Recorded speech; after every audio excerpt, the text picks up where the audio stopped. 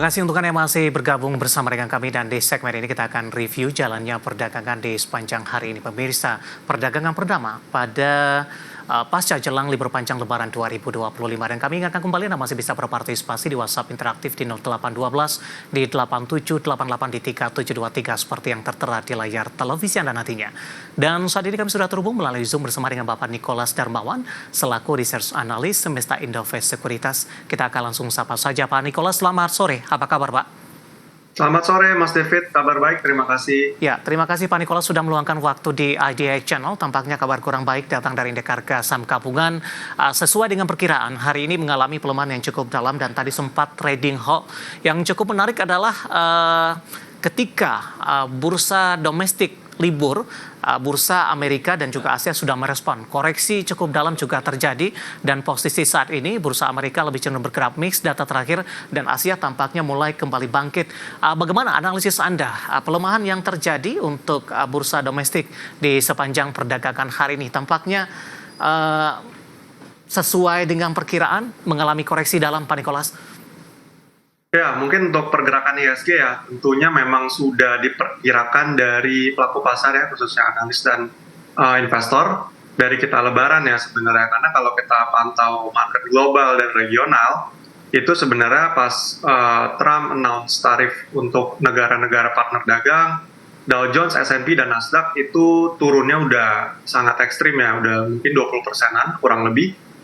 Lalu juga di regional kita lihat sama ya dari Shanghai dan Hang Seng, lalu Nikkei itu turunnya juga udah belasan sampai 20%. Jadi kalau kita lihat memang dampaknya ini sebenarnya di balik penurunan cukup dramatis, ini cukup luas ya dampaknya. Karena ini bisa trigger recession global lagi yang memang mulai membayangi market.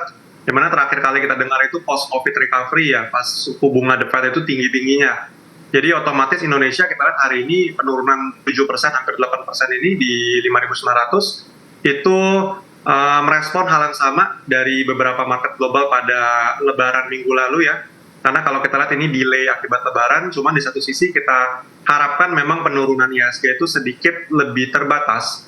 Karena sebenarnya sebelum crash kemarin itu kan IHSG turunnya udah lumayan banyak ya year to date-nya. Jadi kita harapkan memang IHSG sudah price in duluan dan mungkin selling pressure khususnya dari asing itu diharapkan juga sudah mulai menipis seperti itu.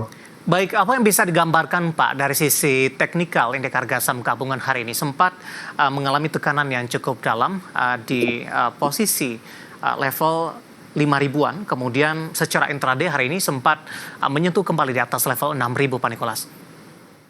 Oke, mungkin secara teknikal kita lihat memang sebelum adanya announcement tarif daripada Trump ini sebenarnya memang kita lihat kan memang IHSG itu kan udah bergerak di dalam tren bearish ya, terutama ketika rupiah kita itu sebenarnya cenderung melemah terus terhadap dolar. Jadi kalau kita lihat ini correlation-nya dengan USD IDR kita udah dari sebelum announcement tarif itu udah bearish dan diperparah memang ketika announcement tarif Indonesia itu cukup besar ya, 32%.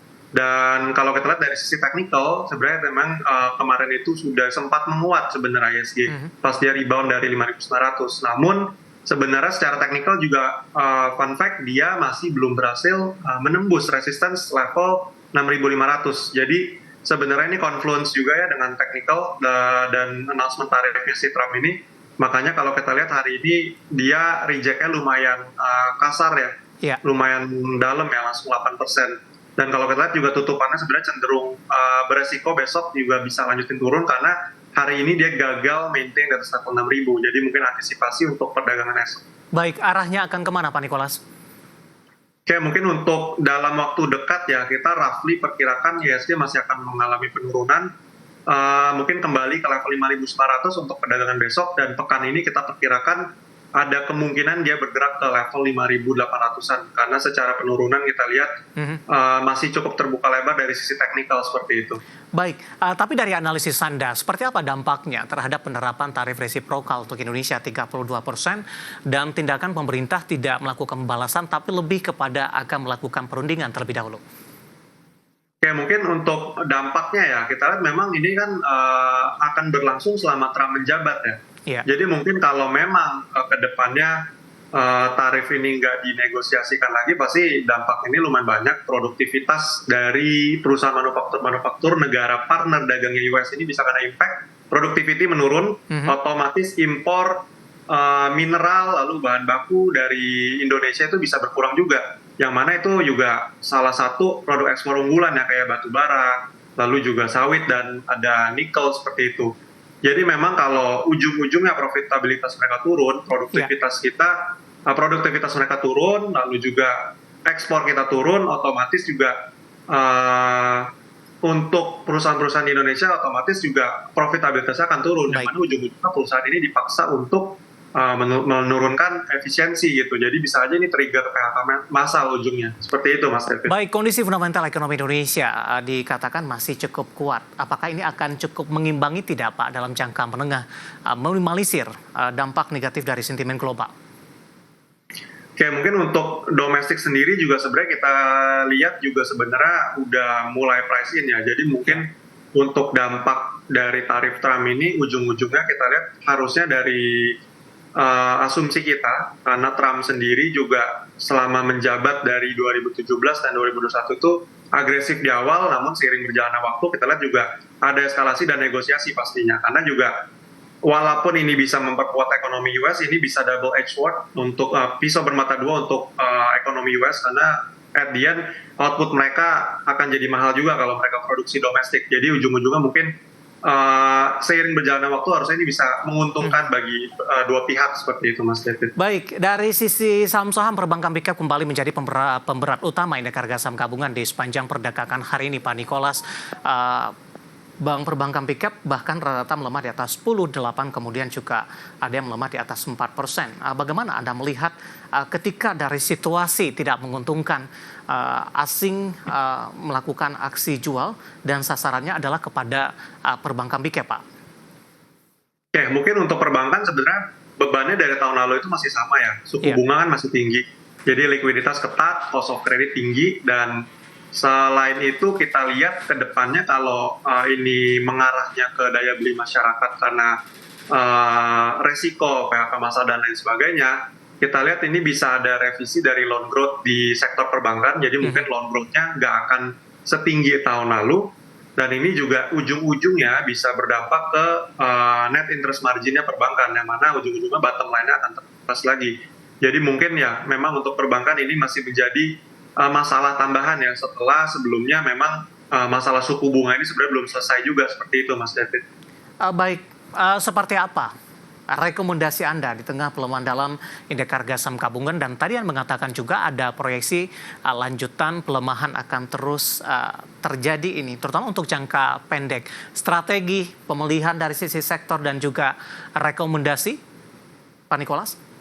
Oke, mungkin untuk action yang harus dilakukan ya untuk sekarang memang sit tight dulu aja, karena sebenarnya juga market kita kan baru open hari pertama ya setelah libur panjang.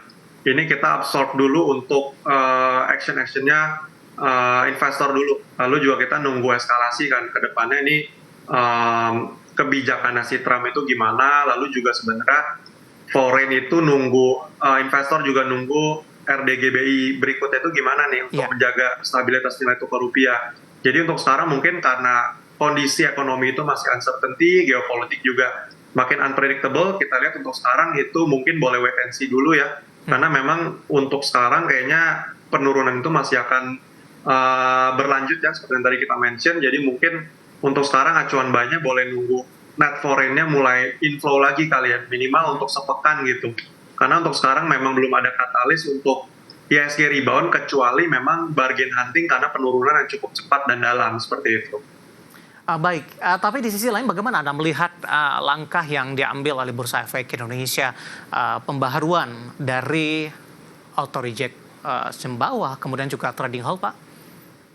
Oke, kalau kita lihat memang ini preemptifnya bursa ya, karena memang kalau kita lihat sebenarnya market kan udah expect bahwa indeks kita ini akan turun. Jadi ya memang sebenarnya preemptif ini sebenarnya cukup oke lah ya, karena ya ini untuk meredam kekhawatiran investor juga.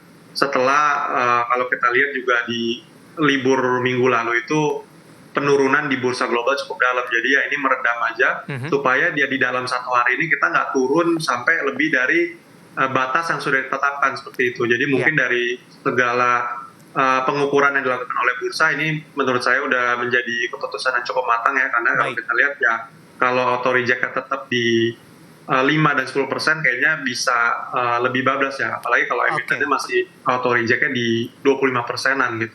Baik, Pak Nikolas, menarik. Nanti kita akan lanjutkan kembali. Nanti kita akan coba lihat saham-saham apa saja yang masih Anda rekomendasikan, terutama di tengah tekanan dalam indeks harga saham gabungan di sepanjang perdagangan hari ini. Dan pemirsa, kami akan segera kembali sesaat lagi.